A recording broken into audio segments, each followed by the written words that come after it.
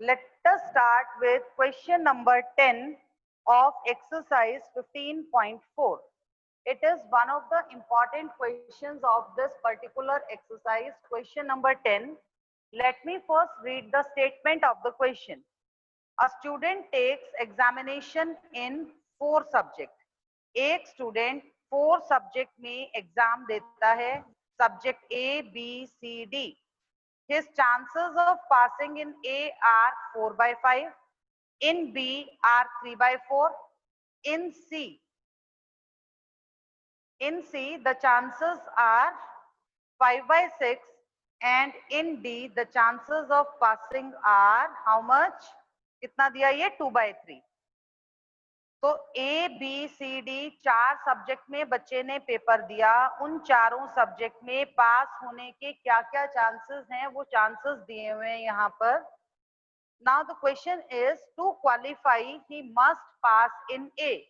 Qualify करने के लिए A में पास होना मैंडेटरी है and at least in 2 other subject, और कम से कम 2 सब्जेक्ट और पास होने चाहिए. मतलब A को तो पास करना ही करना है, और जो सब्जेक्ट्स B, C और D बच गए ना, उन तीनों सब्जेक्ट्स में से एटलीस्ट 2 सब्जेक्ट्स में पास होना मैंडेटरी है.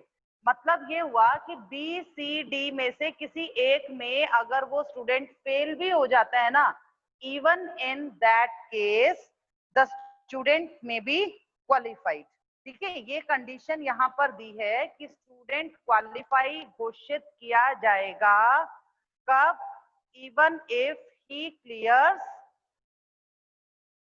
Either of the 2 subjects B, C और डी. ठीक है, ये कंडीशन है यहाँ पर. तो आपका क्वेश्चन है what is the probability that he qualifies. इस बात की क्या प्रोबेबिलिटी है कि वो स्टूडेंट एग्जाम को क्वालिफाई कर लेगा. ठीक है, ये चीज हमें निकालनी है. तो सबसे पहले तो हम अजम्पशन ले लेते हैं. Let A, B, C and D are the events that the student qualifies. ठीक है, हमने अज्यूम कर लिया A, B, C, D are the event that the student qualifies in subject A, B, C, D respectively. वो student subject A, B, C, D को qualify कर लेता है. इसका इवेंट हमने A, B, C, D he assume कर दिया ताकि हमें दिखते हुए कंफ्यूजन ना हो. तो probability of passing in A में पास होने की प्रोबेबिलिटी दी थी 4/5. The probability of qualifying B, PB was given to be 3/4. You all are having your books. आप लोग देख सकते हो. B को क्वालिफाई करने की प्रोबेबिलिटी है 3/4. C को क्वालिफाई करने की प्रोबेबिलिटी है 5/6. और last one is D. Subject D को क्वालिफाई करने की प्रोबेबिलिटी है 2/3. तो हमारे पास किस चीज की प्रोबेबिलिटी आ गई बेटा कि वो जो स्टूडेंट है वो subject A, subject B, subject C और D को क्वालिफाई कर लेगा. अब ये भी तो हो सकता है ना कि वो किसी सब्जेक्ट को क्वालिफाई ना कर पाए. तो let us find the probability that he does not qualify in that in a particular subject. तो P A बार चाहिए हमें. अब आप लोगों को अच्छे से पता है कि नॉट वाली प्रोबेबिलिटी को कैसे निकालते हैं. नॉट वाली प्रोबेबिलिटी को माइनस करने के लिए कैलकुलेट करने के लिए हमें 1 में से PA को माइनस करना पड़ेगा. तो it is 1 minus 4/5, that is 1/5. इसी तरह से what is PB bar? PB बार आएगा 1 minus प्रोबेबिलिटी ऑफ B, यानी 1 minus 3/4, दैट इज 1/4. फिर है probability of C bar 1 minus PC, 1 minus 5/6. तो ये आंसर कितना आता है? 1/6. और इसी तरह से लास्ट में हम कैलकुलेट करेंगे the probability that he won't be able to qualify in D. तो D को क्वालिफाई नहीं करने की जो प्रोबेबिलिटी है वो हो जाएगी कितनी? 1 minus प्रोबेबिलिटी ऑफ D, यानी 1 minus 2/3, दैट इज 1/3. ठीक है, तो यहाँ पर हमने प्रोबेबिलिटीज मेंशन कर ली, प्रोबेबिलिटीज लिख ली किस बात की कि स्टूडेंट जो है वो ABCD को क्वालिफाई करेगा और ABCD को क्वालिफाई नहीं करेगा, इंडिविजुअल सब्जेक्ट की हो गई। Now the probability that is required is what, हमें किस बात की प्रोबेबिलिटी चाहिए? We need to find the probability that the student qualifies the subject. तो रिक्वायर्ड प्रोबेबिलिटी क्या हो गई? The probability that student gets qualified, student qualify कर जाएगा अपनी क्लास को, हमें इस बात की प्रोबेबिलिटी फाइंड आउट करनी है। हमें सब्जेक्ट की नहीं निकालनी, हमें तो इस बात की प्रोबेबिलिटी निकालनी है कि स्टूडेंट क्वालिफाई हो जाएगा। और वो क्वालिफाई कब होगा? जब वो ए को तो डेफिनेटली क्लियर करे और ए के अलावा बाकी 3 सब्जेक्ट्स में से एटलीस्ट 2 जो हैं वो क्लियर होने चाहिए। उन सभी केसेस में वो स्टूडेंट क्वालिफाई डिक्लेयर्ड होगा। तो स्टूडेंट को क्वालिफाई डिक्लेयर करने के केसेस क्या क्या बने? पहला केस तो एक ही बना कि चारों को ही क्वालिफाई कर ले। अगर बच्चा चारों सब्जेक्ट क्लियर कर लेगा तो फिर तो क्वालिफाई हो ही जाएगा। तो पहला केस तो बन गया ABCD। दूसरा केस क्या हो सकता है कि उसने ए को तो क्वालिफाई करना ही है, बी में रह गया तो फिर सी और डी को जरूर क्वालिफाई करे, क्योंकि कम से कम 2 में क्वालिफाई होना मैंडेटरी है। एक सब्जेक्ट को अगर वो क्लियर नहीं करता है, अगर वो एक सब्जेक्ट में पास नहीं होता है, उस केस में तो हो सकता है कि एक सब्जेक्ट के में रहने के बाद भी उसको क्वालिफाई घोषित किया जा सकता है, लेकिन वो एक ही के लिए है, एक से 2 नहीं हो सकते। तो या तो चारों क्लियर करे या फिर ए तो क्लियर करना ही करना है, सी और डी में पास, बी में फेल। या क्या हो सकता है? बी और डी में पास, सी में फेल। या फिर क्या हो सकता है? ए बी सी में पास, डी में फेल। मतलब उसको फेल होना तो एक ही सब्जेक्ट में अलाउड है, एक से ज्यादा सब्जेक्ट में फेल होना अलाउड नहीं है।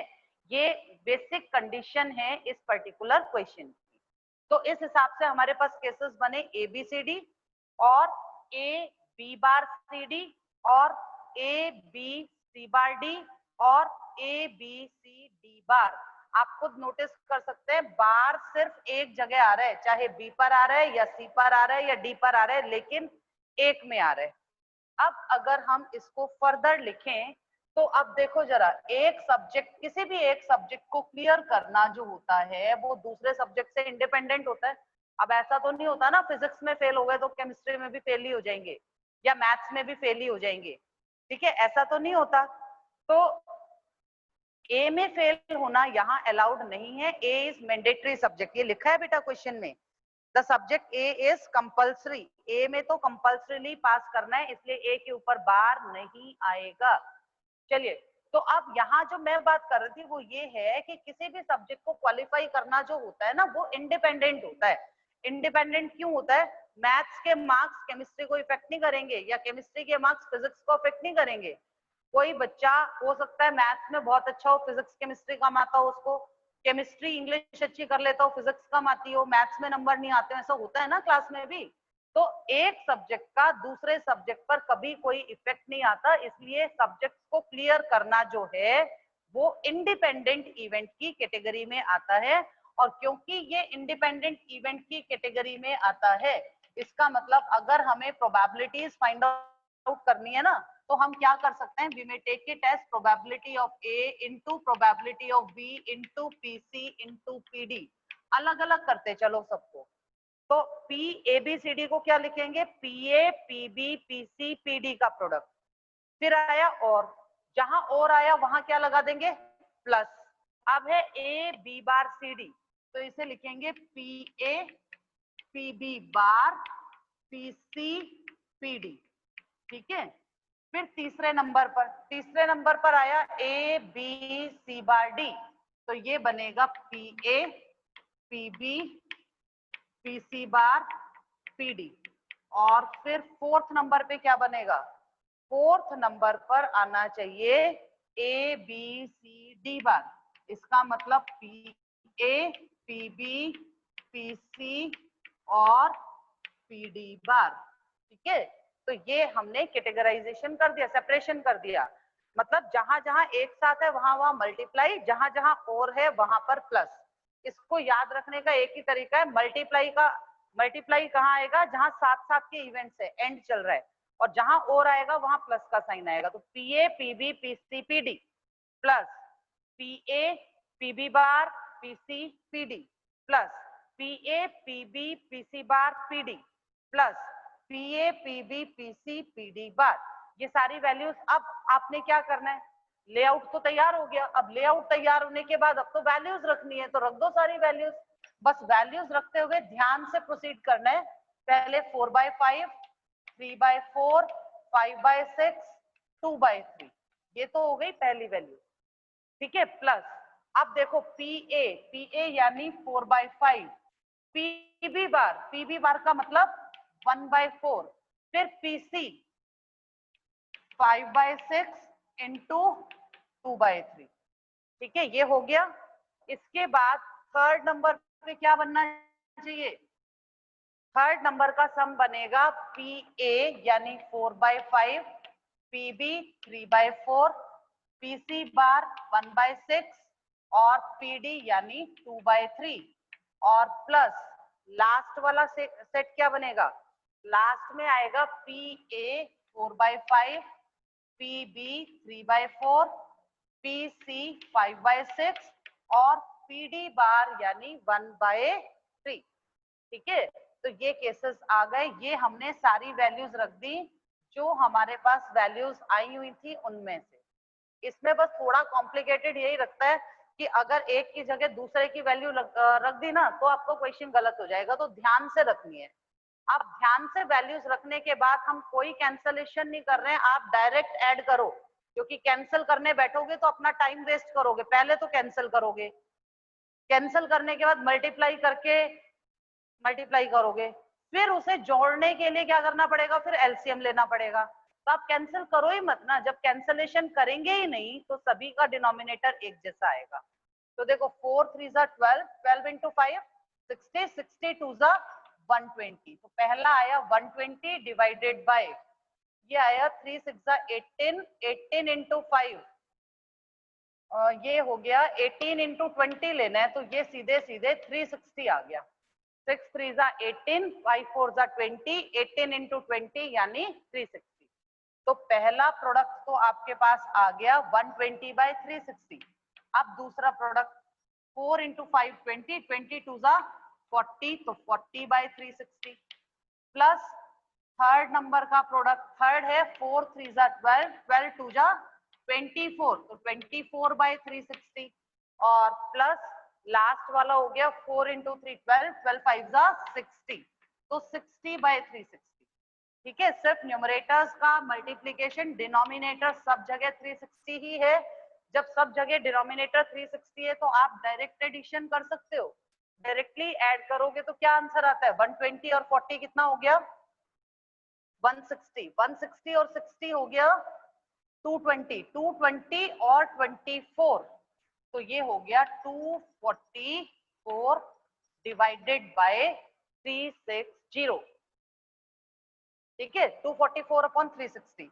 अब इसे 4 से कैंसिल करो, 4 6 24, 4 1 4 और ये 90, तो फाइनली योर आंसर इज 61/90, ठीक है। तो हमारे पास सॉल्यूशन आ गया 61/90 which is the answer of this particular question, ठीक है। इस तरीके से हमारा जो क्वेश्चन नंबर 10 है वो सॉल्व हो जाता है।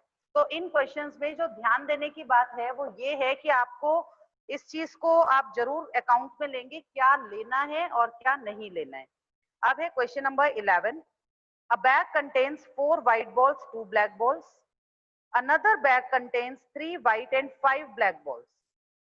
One ball is drawn from each bag. हर एक बैग में से एक बॉल निकाली, एक फर्स्ट बैग में से निकाली, एक सेकेंड बैग में से निकाली। What is the probability that both are white, both are black, one is white, other is black? ठीक है, ये चीज है। अब इस क्वेश्चन को सबसे पहले तो हम समझते हैं कि इस क्वेश्चन में हमें दिया क्या। So let us draw a figure. We have been given two bags. First bag contains 4 white and 2 black balls. तो ये फर्स्ट बैग है जिसके अंदर आपको क्या दे दिया? The first bag contains 4 white balls, 2 black balls, that is 6 balls. और एक सेकेंड बैग है, उस सेकेंड बैग में क्या दिया? Second bag contains 3 white 5 black balls. 3 white हैं और 5 black हैं, तो टोटल कितनी बॉल्स हो गई? 8 बॉल्स. ये सेकेंड बैग है, ये फर्स्ट बैग है. Bag number 1, bag number 2. तो दो बैग्स आपको दिए हैं. क्वेश्चन है 1 ball is drawn from each bag. हर एक बैग में से एक बॉल को निकालना है, यानी फर्स्ट बैग में से भी एक बॉल को लेना है, सेकेंड बैग में से भी एक बॉल को लेना है. तो बॉल्स कितनी ड्रॉ की? बॉल्स को ड्रॉ की 2, that is 1 from each bag. हर एक बैग में से एक बॉल निकालनी है. एक फर्स्ट में से निकालनी है और एक सेकंड में से निकालनी है. अब क्या क्या ऑप्शंस हो सकते हैं हमारे पास? जो भी बॉल आप निकालोगे या तो व्हाइट कलर की आएगी या ब्लैक कलर की आएगी, या तो फर्स्ट बैग से आएगी या सेकंड बैग से आएगी. अब सबसे पहले तो let W1 is event of getting white ball from which bag? 1 का मतलब बैग नंबर 1.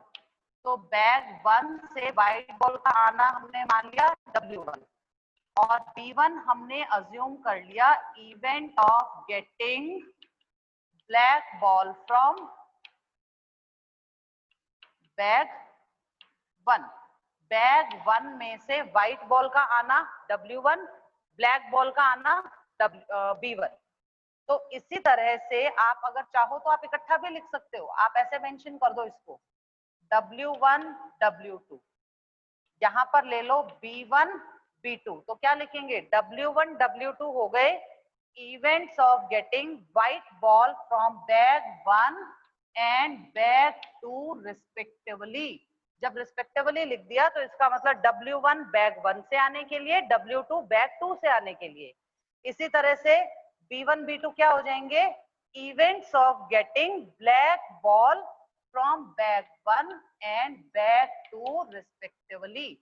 तो ऐसे लिखने से आपका टाइम थोड़ा सा सेव हो जाएगा. तो बैग 1 और बैग 2 से व्हाइट बॉल का आना और ब्लैक बॉल का आना ये हमने लिख लिया. इसके अलावा अब हमें चाहिए इनकी प्रोबेबिलिटीज. पहले इनकी प्रोबेबिलिटीज ही लिख लो. What is probability of W1, what is probability of W2, probability of B1, probability of B2. Probabilities भी लिख लो, क्योंकि प्रोबेबिलिटीज लिखी हुई होंगी तो कैलकुलेशंस करने में थोड़ी आसानी हो जाएगी. W1 था बैग 1 में से व्हाइट बॉल. बैग 1 में से व्हाइट बॉल कितने वेज में आ सकती है? There are 4 white balls among 6. Bag 1 में 6 में से 4 व्हाइट हैं, तो व्हाइट आने की प्रोबेबिलिटी 4/6. ठीक है. बैग 2 में से व्हाइट आने की प्रोबेबिलिटी इसी तरह से कितनी हो जाएगी? 3/8, क्योंकि 8 में से 3 व्हाइट हैं. B1 फर्स्ट बैग से ब्लैक बॉल, फर्स्ट बैग से ब्लैक बॉल आएगी 2/6 वेज में, और सेकेंड बैग से ब्लैक बॉल आएगी 5/8 वेज में. ठीक है. तो ये नंबर ऑफ वेज बनते हैं. W1 W2 B1 B2 4 events आपके पास आ जाते हैं. ठीक है. अब इसके बाद हम आते हैं अपने क्वेश्चन पर. अब क्वेश्चन ये था, ये तो हो गया बेसिक डेटा जो हमें क्वेश्चन से मिला. Now the first part is probability of both white balls. दोनों बॉल्स व्हाइट आएंगी. इसका मतलब W1 W2 की प्रोबेबिलिटी चाहिए. दोनों बॉल्स व्हाइट हैं यानी W1 W2. तो जब W1 W2 की प्रोबेबिलिटी चाहिए तो इवेंट्स तो इंडिपेंडेंट हैं. अब हमने कोई एक बॉल निकाल के दूसरे बैग में तो डाली नहीं. 1 वाले को 1 में से निकाला, 2 वाले को 2 में से निकाला, और आपस में इन दोनों बैग्स का कोई लेना देना है नहीं. ऐसा तो कुछ नहीं किया ना, यहाँ से उठा के यहाँ डाल दिया या यहाँ से उठा के यहाँ डाल दिया. इसका मतलब इवेंट्स कैसे हैं? इंडिपेंडेंट हैं. ठीक है. तो इवेंट्स क्योंकि independent Since the events are independent, we can write it as probability of W1 into probability of W2. तो ये आया 4/6 into 3/8. अब यहाँ तो कैंसलेशन चलेगा बिकॉज ये फाइनल आंसर है 1/4. इसी तरह से बोला प्रोबेबिलिटी ऑफ बोथ ब्लैक, तो बोथ ब्लैक की प्रोबेबिलिटी यानी B1 B2.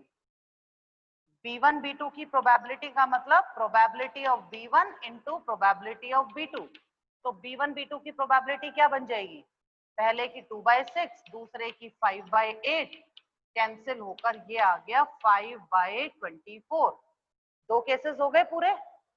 अब इन दो केसेस के बाद जो थर्ड केस है, वो थर्ड केस हमें दिया है probability of one white other black.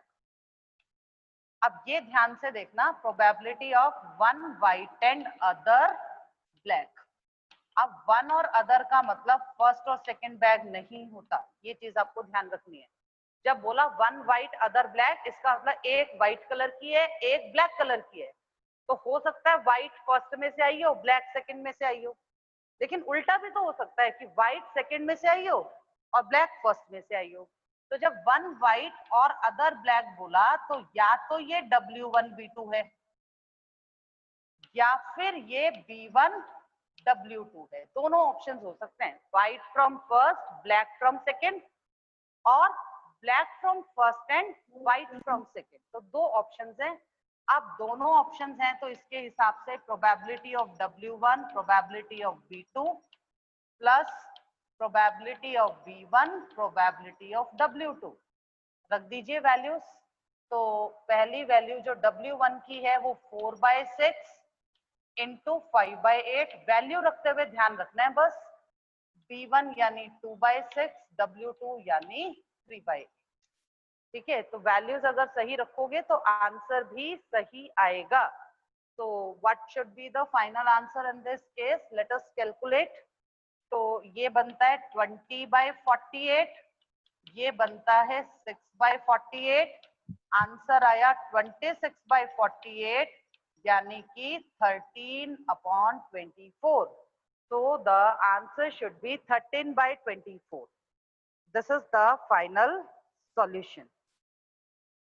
अब इसके बाद नेक्स्ट क्वेश्चन है हमारा क्वेश्चन नंबर 12. क्वेश्चन 12 जो है ये भी कुछ ऐसा ही है, बस इसमें पूछा है what is the probability that these two balls are of same colour. अब यहाँ बोल दिया probability of getting balls of same colour.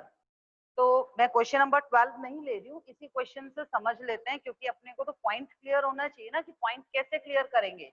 तो जब आपको बोला क्वेश्चन में ये मेंशन किया what is the probability of getting balls of same colour, एक ही कलर की बॉल्स आनी चाहिए. इसका मतलब या तो दोनों व्हाइट हैं या दोनों ब्लैक हैं, ऐसे निकालेंगे. W1 W2 और B1 B2. और आगे कैसे चलेंगे, आगे तो फिर वही चीज है, probability of W1 probability of W2 और का मतलब plus probability of B1 probability of. Just put the values and get the answer. इस तरीके से आप इसको कर सकते हो. ठीक है, क्वेश्चन नंबर 13 जो है वो भी कुछ इसी टाइप से है, लेकिन यहाँ केसेस थोड़े से डिफरेंट बनेंगे. देखो क्या है. 13th क्वेश्चन है अ bag has 4 red 5 black balls. इसको चेंज कर लेते हैं क्योंकि यहाँ पर थोड़ा सा वेरिएशन आ रहा है.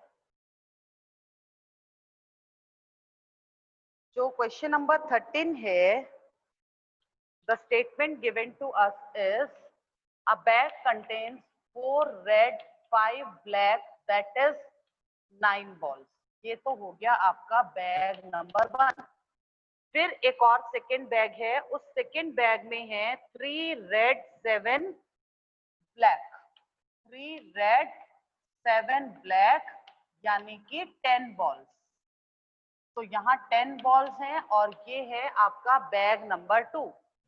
2 bags are given, bag number 1 and bag number 2.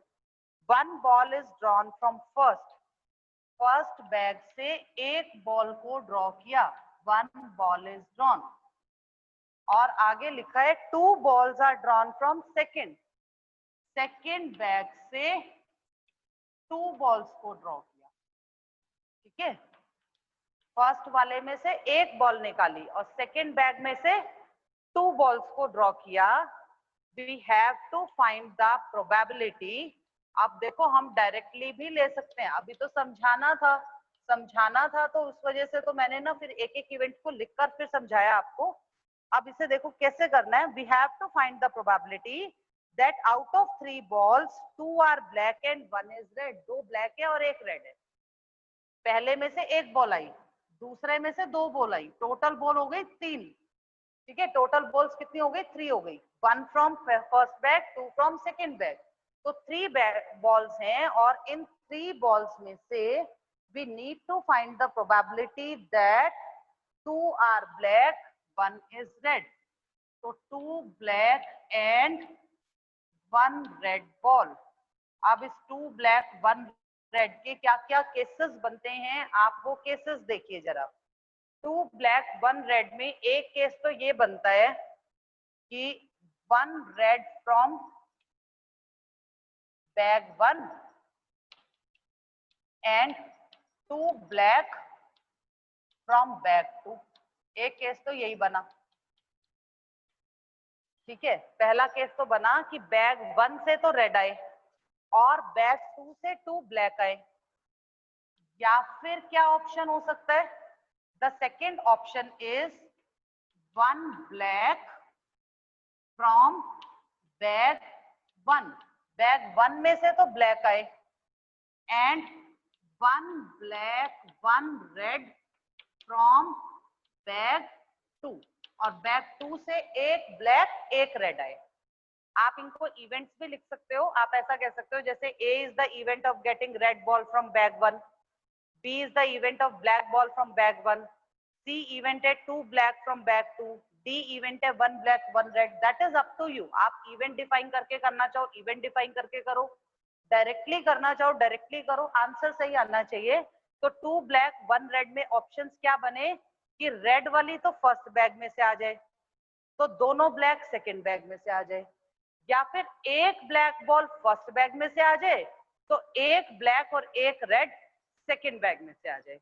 तो इसको जब सेपरेट करेंगे तो क्या होगा, यहाँ एंड है ना, तो आप लिखोगे probability of 1 red from bag 1। Bag 1 से रेड बॉल, एंड का मतलब multiply, probability of 2 black from bag 2।